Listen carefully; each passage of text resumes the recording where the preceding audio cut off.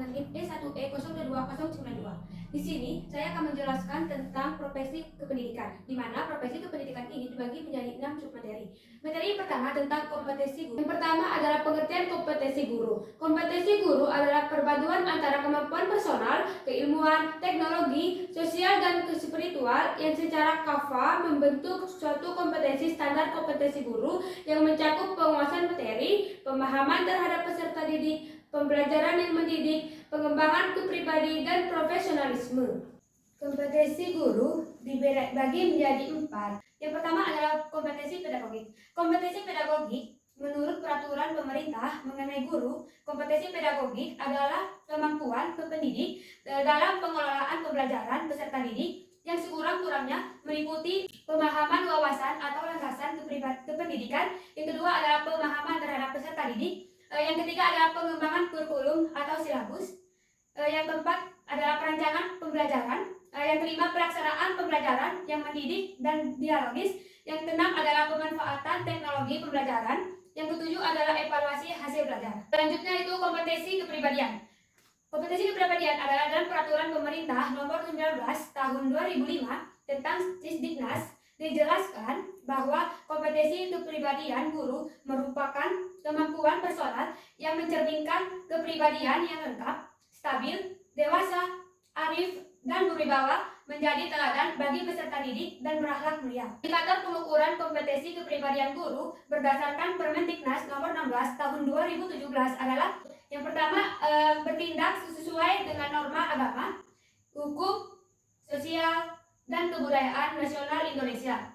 Yang kedua, menampilkan diri sebagai pribadi yang jujur, berakhlak mulia, dan teladan bagi peserta didik dan masyarakat. Yang ketiga, menampilkan diri sebagai pribadi yang mantap, stabil, dewasa, arif, dan berwibawa. Yang keempat, menunjukkan etos kerja, tanggung jawab yang tinggi, rasa bangga menjadi guru, dan rasa percaya diri. Dan yang kelima adalah menjunjung tinggi kode etik profesi guru. Kompetensi sosial. Kompetensi sosial merupakan kemampuan guru untuk berkomunikasi dan berinteraksi secara efektif dengan peserta didik dan tenaga kependidikan, orang tua atau wali peserta didik dan masyarakat. Adapun beberapa kompetensi sosial yang perlu dimiliki pendidik atau guru antara lain yang pertama adalah keterampilan dalam berkomunikasi dengan peserta didik maupun dengan orang tua peserta didik. Yang kedua, bersifat simpatik. Yang ketiga, dapat bekerjasama dengan komite sekolah dan dewan pendidikan. Yang keempat, pandai bergaul dengan rekan kerja dan mitra pendidikan. Dan yang kelima adalah memahami lingkungan sekitar. Yang keempat adalah kompetensi profesional. Kompetensi profesional merupakan kemampuan yang diperlukan agar mewujudkan dirinya sebagai guru atau pendidik profesional. Kemampuan yang harus dipenuhi sebagai guru yang profesional adalah yang pertama, menguasai materi, struktur, konsep, dan pola keilmuan yang mendukung mata pelajaran yang diampu. Yang kedua, menguasai standar kompetensi dan kompetensi dasar mata pelajaran atau bidang pengembangan yang diampu. Yang ketiga adalah mengembangkan materi pembelajaran yang diampu secara kreatif. Yang keempat, mengembangkan keprofesian secara berkelanjutan dengan melakukan tindakan reflektif. Yang kelima, memanfaatkan teknologi, informasi, dan komunikasi untuk berkomunikasi dan mengembangkan diri. Selanjutnya, materi kedua tentang keterampilan dasar mengajar.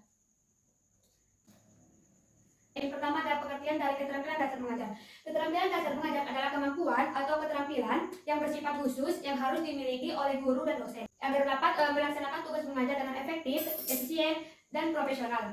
Terus yang kedua adalah jenis-jenis keterampilan mengajar. Yang pertama adalah keterampilan dalam bertanya.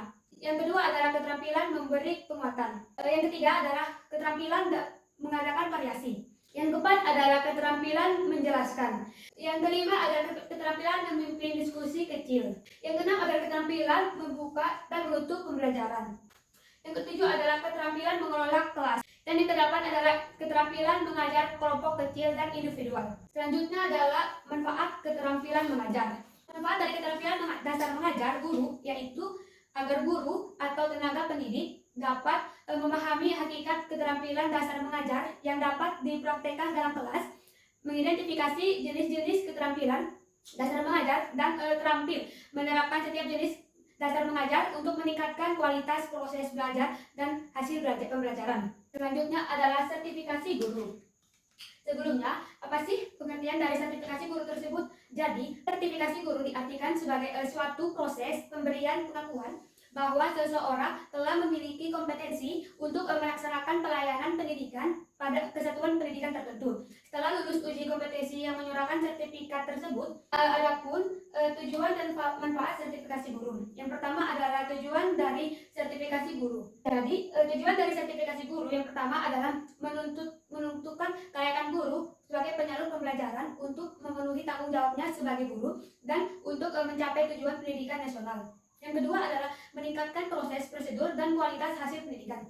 Yang ketiga, meningkatkan harkat dan martabat guru. Yang keempat adalah meningkatkan taraf profesional guru. Selanjutnya, manfaat dari sertifikasi guru. Yang pertama adalah menjaga profesi guru dari praktek-praktek yang tidak profesional yang dapat merusak citra profesi guru. Yang kedua, menjaga masyarakat dari praktik-praktik pendidikan yang bermutu dan tidak profesional. Yang ketiga adalah meningkatkan kesejahteraan guru. Selanjutnya, adapun dasar pelaksanaan sertifikasi guru dalam Undang-Undang Nomor 14 Tahun 2005 tentang guru dan dosen yang disahkan pada tanggal 30 Desember 2005. Pasal yang menyatakannya adalah pasal 8 yang berbunyi guru wajib memiliki kualifikasi akademik, kompetensi, sertifikat pendidik, sehat jasmani dan rohani serta memiliki kemampuan untuk mewujudkan suatu tujuan pendidikan nasional. Adapun persyaratan untuk sertifikasi guru, persyaratan dari sertifikasi guru yang harus dipenuhi yaitu yang pertama memiliki nomor unik pendidik dan tenaga kependidikan. Yang kedua, memiliki kualifikasi akademik sarjana S1 atau diploma D4. Yang ketiga, guru bukan PNS yang berstatus guru tetapi yayasan atau guru yang mengajar pada satuan pendidikan yang diselenggarakan oleh pemerintah daerah. Yang keempat, kualifikasi akademiknya sesuai dengan bidang studi yang dipilih. Yang kelima, memiliki masa kerja sebagai guru minimal 5 tahun dengan usia maksimal 58 tahun.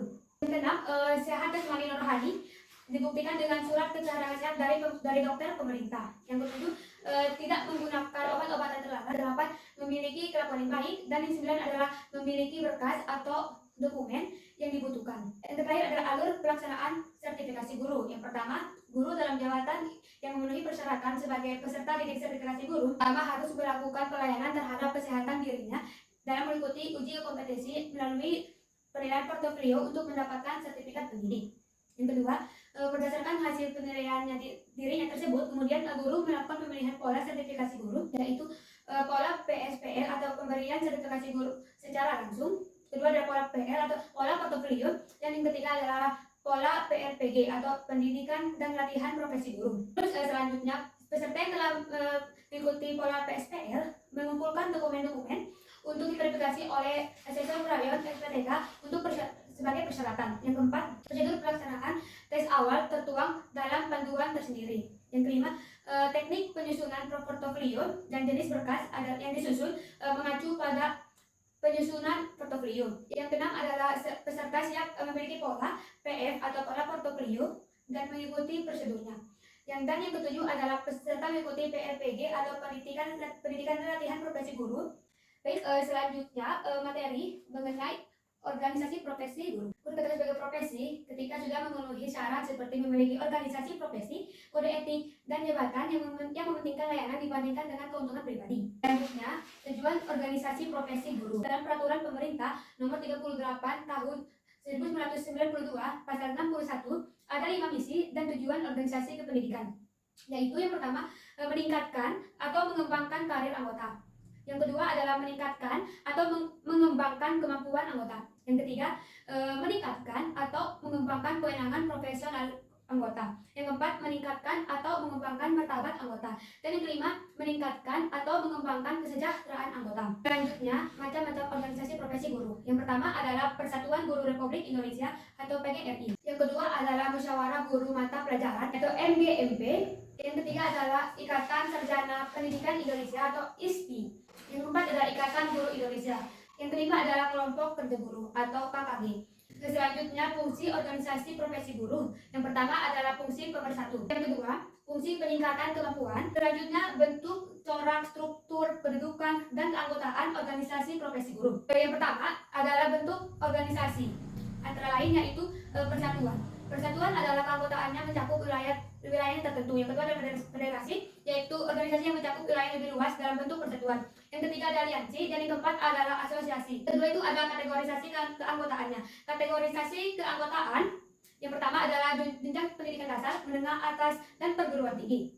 Yang kedua adalah status penyelenggaraan kelembagaan pendidikan. Terus yang ketiga adalah bidang studi atau keahlian. Yang keempat gender atau pria atau wanita. Terus yang kelima adalah latar belakang etnis. Selanjutnya adalah struktur dan kedudukan dipandang dari segi jangkauan wilayah kerja. Ada yang dari lokal atau federal atau kewilayahan dan ada yang nasional atau negara, dan yang ketiga adalah internasional. Yang keempat adalah keanggotaan organisasi keprofesi guru. Organisasi keprofesian yang bersifat asosiasi atau persatuan biasanya bersifat langsung keanggotaannya dari setiap pribadi atau pengemban profesi yang bersangkutan. Sedangkan yang sifatnya federasi atau perserikatan, keanggotaannya itu cukup terbatas dari wujud organisasi yang berserikat saja.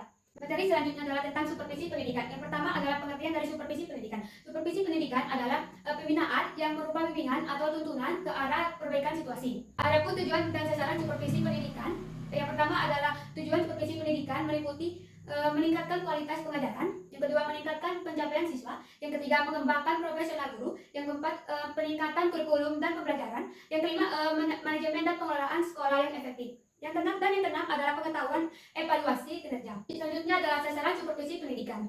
Beberapa sasaran utama supervisi pendidikan antara lain yang pertama adalah meningkatkan kualitas pengajaran di kelas, yang kedua adalah pengembangan dan peningkatan kurikulum sekolah, yang ketiga adalah penilaian dan evaluasi bentuk kinerja guru dan siswa, yang keempat pengembangan profesional guru dan staf pendidikan, dan yang kelima mencakup aspek manajemen dan administrasi sekolah. Selanjutnya fungsi supervisi pendidikan. Terdapat 8 hal yang menjadi hal fungsi supervisi.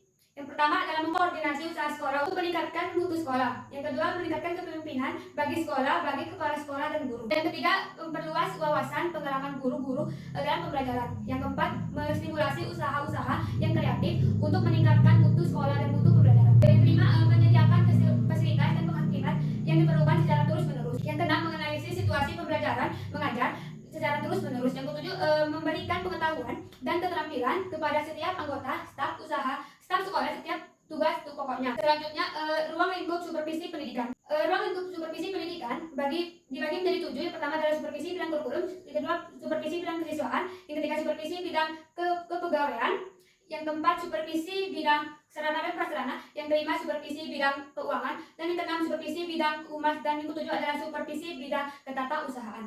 Selanjutnya teknik supervisi pendidikan. Teknik supervisi pendidikan dikelompok menjadi 2, yaitu teknik supervisi individual dan teknik supervisi kelompok. Selanjutnya peranan supervisi pendidikan. Supervisi pendidikan dibagi menjadi 4. Yang pertama koordinator, yang kedua sebagai konsultan, yang ketiga sebagai pemimpin sebuah kelompok, dan yang keempat adalah sebagai evaluator. Selanjutnya unsur-unsur supervisi pendidikan. Unsur dari supervisi pendidikan yang pertama adalah pengawas, yang kedua adalah kepala sekolah, yang ketiga adalah wakil kepala sekolah bidang kurikulum, yang keempat adalah wakil kepala sekolah bidang kesiswaan, yang kelima adalah wali kelas, yang keenam adalah petugas bimbingan dan konseling, dan yang ketujuh adalah petugas perpustakaan. Baik, selanjutnya materi tentang kualifikasi dan pembinaan guru. Yang pertama adalah standar kualifikasi pembinaan guru dalam mendidik siswa. Dalam dunia pendidikan, kualifikasi dimengerti sebagai keahlian atau kecakapan khusus dalam bidang pendidikan, baik sebagai pengajar, mata pelajaran, administrasi pendidikan, dan seterusnya. Selanjutnya adalah kualifikasi akademik. Kualifikasi akademik diartikan sebagai tingkat pendidikan minimal yang harus dipenuhi seorang pendidik yang dibuktikan dengan ijazah dan sertifikat keahlian yang relevan sesuai dengan tingkat ketentuan undang-undang yang berlaku. Selanjutnya kualifikasi kegiatan belajar mengajar. Kualifikasi kegiatan belajar mengajar guru dibagi menjadi 3 dimensi, yaitu yang pertama kompetensi yang menyangkut rencana pengajaran atau teaching plans and material. Kedua adalah prosedur mengajar atau classroom prosedur. Yang ketiga adalah hubungan antar pribadi atau interpersonal skill. Selanjutnya pembinaan guru. Pembinaan guru dapat diartikan sebagai rangkaian usaha bantuan kepada guru, terutama bantuan yang merujuk ke profesional yang dilakukan oleh kepala sekolah, peneliti sekolah, dan pengawas, serta pembinaan lainnya untuk meningkatkan proses dan hasil pembelajaran yang akan diterapkan oleh guru tersebut. Selanjutnya sistem pembinaan guru profesional. Sistem pembinaan guru profesional ini dibagi menjadi 2, yaitu peningkatan kemampuan guru melalui organisasi profesi guru dan peningkatan kemampuan guru melalui sertifikasi. Mungkin itu saja materi yang dapat saya sampaikan. Lebih kurangnya saya mohon maaf. Sekian dari saya. Wassalamualaikum warahmatullahi wabarakatuh.